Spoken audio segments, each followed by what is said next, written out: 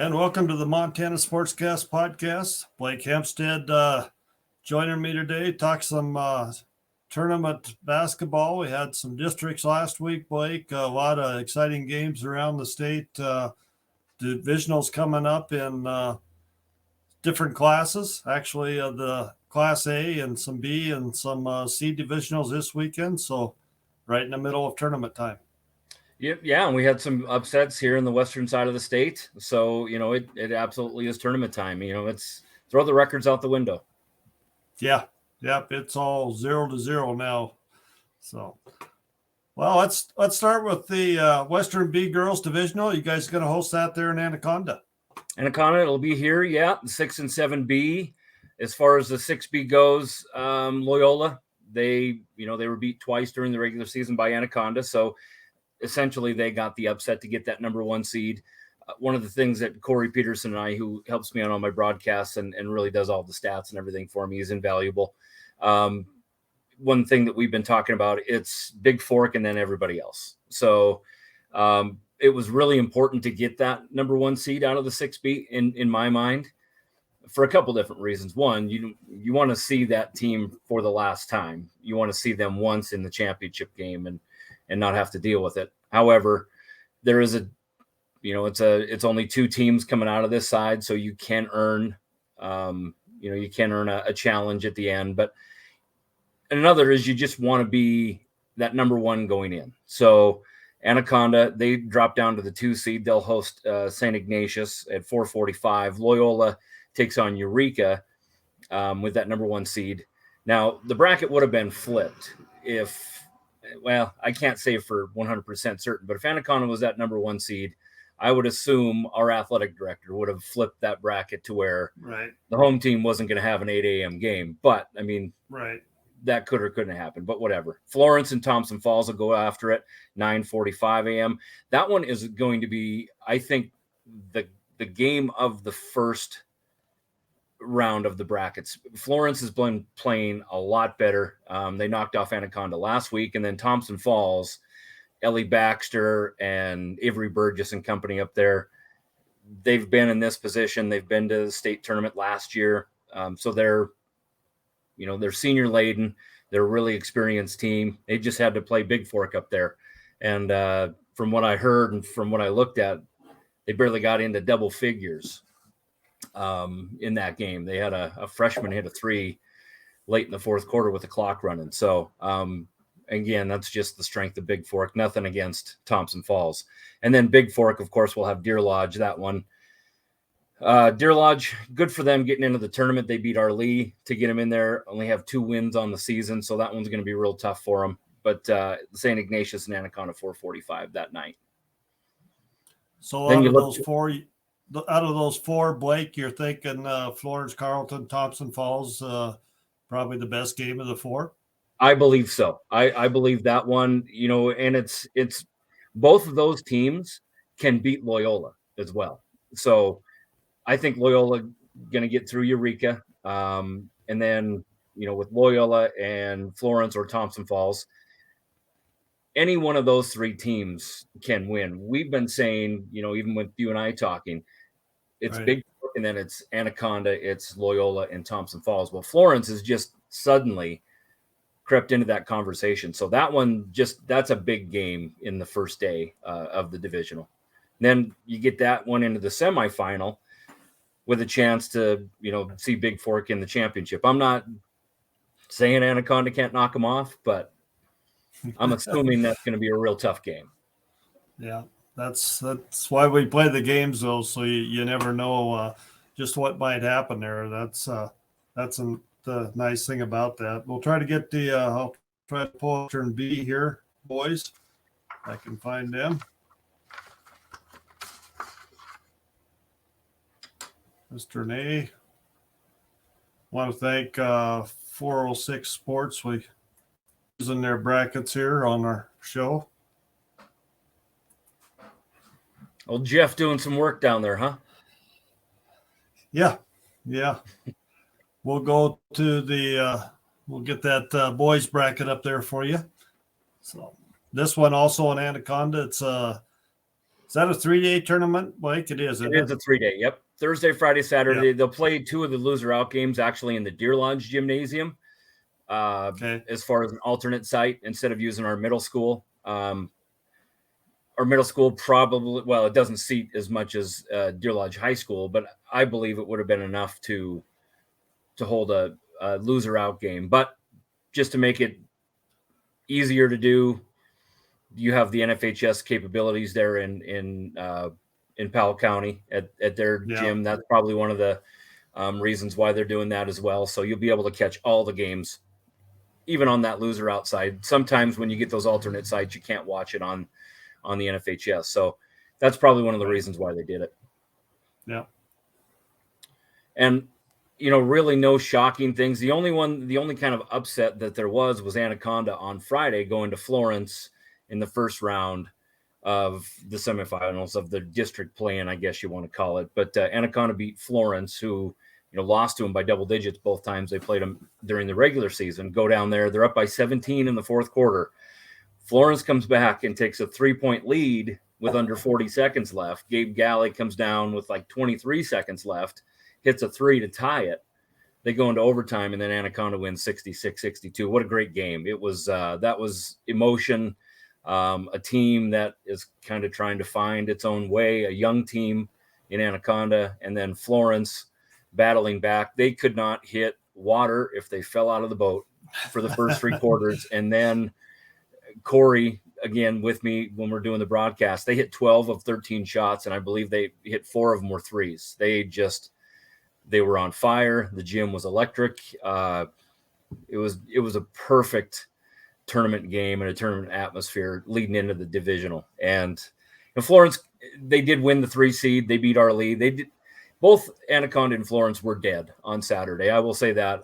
I think Loyola was obviously going to beat Anaconda anyway for that 1 and 2 seed, but Anaconda was dead. They were tired, and Florence really struggled with our lead in the in that 3-4 game. So Loyola and Thompson Falls up top.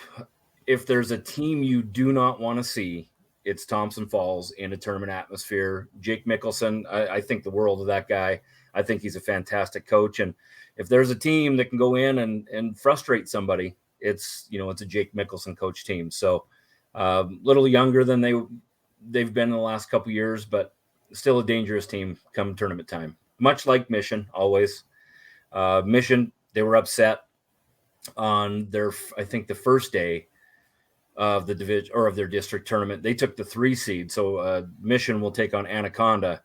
So Anaconda with the number 2 seed, that's a really tough game for Anaconda too. That'll be at 8:15 that Thursday night. Then the other 2 games, of course, you have Florence and Eureka, and then Big Fork and Arlee. 2 games. I think Big Fork will take care of Arlee, and then Florence and Eureka. That's going to be another good game. 2 really physical teams with the football background. Those kids, they're very aggressive, and Florence comes in fully rested. I wouldn't look past Florence in any way. Yeah. There's a lot of football teams in this bracket. Well, it's been the preeminent division, honestly, in the last 4 or 5 years in B is that Western B, and that wasn't always the case. That it was always out of the eastern side of the state with those football teams, those powerhouses. But what Florence has been able to do, Loyola obviously making it all the way to the championship after beating Big Fork, and then Big Fork what they've been doing. So yeah, you can tell the kids they like to lift weights a little bit, and Florence supremely physical, and honestly they held the edge on Anaconda. Compre's got out and played some really tough defense and frustrated Florence. They just, like I said, they couldn't shoot in the first half. So, they finally found their rhythm, and, it's something when you can erase a 17-point lead in the fourth quarter. Yeah, that's pretty huge. That's a big, you wouldn't want to depend on being able to do that every night. Yeah, and it was weird. It was a transition 3 that Gabe hit too. So it was The gym and the atmosphere, can't say enough. You know, Jeremy Kuchel, I believe his name is. He's the AD down there in Florence. You know, thanks to him for, you know, allowing us to go there and capture that moment too. So Yeah. No, there was actually quite a few very good games in the district play last week across the state, statewide, and even some big games in Double A. There were some upsets there. Just to throw a couple out there, Skyview beats Billings West in Crosstown, and both boys and girls. On I think it was Thursday night or Friday night or something like that. So, yeah, just a lot of big upsets at this time of the year, and as we always say, your record's 0-0 going into this next game. It doesn't matter whether you win this first game or lose this first game. You're going to be 0-0 going into the next one. So, and honestly, I believe the state champion in Class B in both the boys and girls will come out of the Western B. I believe it'll be Missoula Loyal on the boys' side, and I believe it'll be Big Fork on the girls' side. That doesn't mean anything. I mean, it means nothing when you get to Great Falls. It means absolutely nothing. As you know, your eyesight changes, the depth perception behind the hoop changes. It's a different atmosphere to play in. I quite honestly would like to see, some of the smaller teams get some of those bigger games, whether it be the tip-off tournaments in, some of the college stadiums, Civic Center, Great Falls, Metro Park, that sort of thing. You get some of those Eastern B team or Eastern A teams, they get the luxury to go in and play in the Metro. Harden can come up and play in those, and they do those res round balls in there too. So, they have a little bit of a step going forward for some of these small schools that just play in these smaller gymnasiums. It's a big deal. I remember when the girls were, really tough way back in the Class A days when they had 7 Southwestern A titles in a row and back-to-back state championships. They'd get their first game was, they lucked out having Hamilton the first year they won it, but then going over to the Civic Center, whenever they'd go over and play Butte High during those years, they struggled shooting from the field. It's a real thing. Yeah, it is definitely, and you bring up the Metro. I actually, Havre and Lewistown played there last year, the regular season game, and then they were scheduled to play there this year. Right. And they got snowed out. It was one of those bad weekends, and they ended up playing that game at the college in Havre, but still a little bit different atmosphere. But no, definitely nothing like the field houses, at Bozeman, Metro Park, the Civic Center, and Adams Center, and Great Falls even.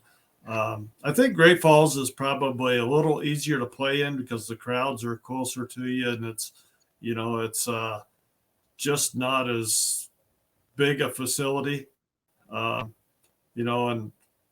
I've said this 100 times, and I'll keep saying it is my favorite place. As a coach, was always the Civic Center in Butte. I just love that place. Kids didn't like the locker rooms very well, but I don't know, the atmosphere there, and gosh, it's really hard to turn down those pasties in the hospitality room too. I'll be honest.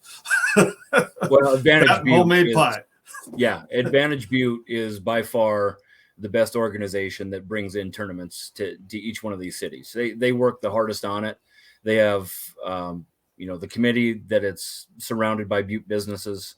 They know what kind of a financial boon to the community it is to have these tournaments, and they really show you how much they care about you being there. And it's that way when they have track and field. It's that way when they do everything. So yeah, that's all Advantage Butte there. And then the volunteers that they have. And of course, our buddy Billy Melvin, him and I, he loves to give it to me a little bit, but you just wait and see what that Butte Civic Center is going to be after the influx of money with the 1923 coming in. They're going to be able to redo all those locker rooms. They're going to be able to put a new floor on there. It's a preeminent facility, and it's going to get better. Yeah, I just love the atmosphere. Just anybody that loves basketball that's never been to a basketball tournament there, they need to go because it's just the atmosphere is just amazing, just electrifying. You just get if you don't get goosebumps when they throw the ball up, there's something wrong with you. Let's put it that way. I agree. Yeah. Yeah. What else you got, Blake? Until next week, really nothing. Well, we're going to set up the NFHS. We're going to have a little bit different feel coming from Memorial Gym, even though it is one of the best pixel lock cameras, the way it's situated from what some of these gymnasiums offer. You're going to send some stuff up here. We're going to get it manned properly. Well, Corey's daughter is going to be doing the camera, so let's not say it's going to be manned properly. Sydney's a little special in her own right, but she knows the game. She should be able to keep up moving one way and then back the other, but we'll see. Yeah. We'll try anyway. No problem at all. I think it'll turn out good, and glad to have you up there to do those games. And we might maybe try to give you a call or get you on here on Friday morning. I did that last week and with one guy up north, and I kind of ran into some situations. I had put out some fires and couldn't get anybody else, but we actually went live. It was kind of neat. Gave a live update what's going on, and that's a pretty good point. You're going to know the semifinals, and they're set in stone and ready to go. And it was kind of interesting to talk about that. So we might try to do that sometime on Friday morning. Well, yeah, let's just schedule it now. Let's do it. Yeah, Corey and I will be up there. We're going to do most, if not all of the games for those NFHS broadcasts. I think there's some other people that might want to jump on and do their schools. We're completely fine with that. But Corey and I will be doing most of them. If not, we're going to be there running the computer anyway. So, yeah, let's do it. Okay. All right. We'll get that all squared away. And once again, Blake, thanks for coming on this week and talking about it, and have some fun at that tournament. That's kind of neat having it right there at home in Anaconda. I'm going to love nothing more than to see all the people walking through, supporting the businesses in Anaconda. It's huge for a small town like this. So yeah, it's great. Yep. All right. Thanks, Blake. And I'd like to thank our guests that come on the show and talk about Montana high school sports. Without them, this show would not be possible. And once again, if you like this podcast, please click on the subscribe button below to get alerts when we have up a new podcast.